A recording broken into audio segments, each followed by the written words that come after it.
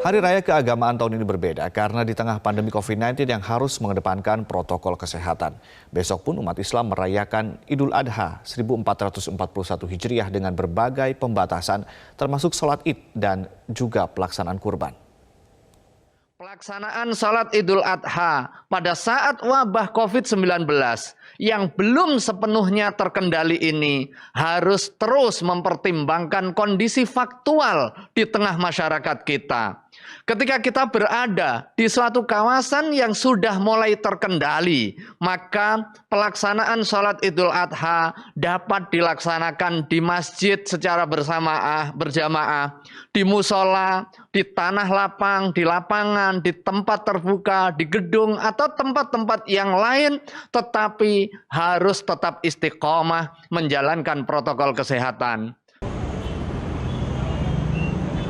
Imbauan Majelis Ulama Indonesia (MUI) juga ditegaskan oleh dua organisasi kemasyarakatan Islam terbesar di Indonesia, Nahdlatul Ulama dan Muhammadiyah.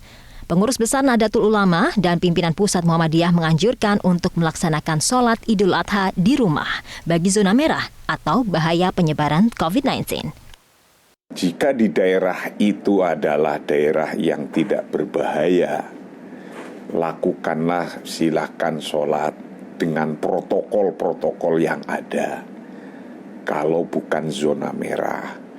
Kalau ternyata di zona merah yang masih berbahaya kalau kita kumpul-kumpul, maka baiknya lakukan di rumah.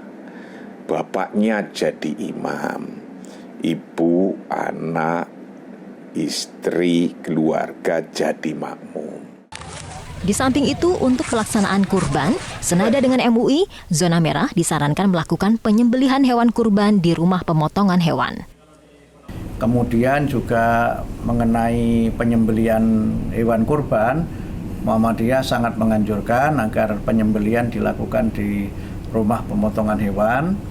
Dan kalau dilakukan pemotongan di masjid, musola atau tempat terbuka yang lainnya, jumlah hewan kurbannya dibatasi dan dijaga keamanannya supaya tidak terjadi kerumunan massa.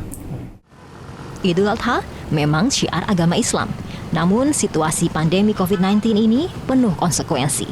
Dengan tertib protokol kesehatan, yaitu selalu pakai masker di luar rumah, jaga jarak, sering cuci tangan, dan tidak berkerumun, diharapkan dapat menekan penyebaran virus corona baru SARS-CoV-2. Tim Liputan, Metro TV. Dan jangan lupa untuk subscribe YouTube channel Metro TV News dan juga nyalakan notifikasinya.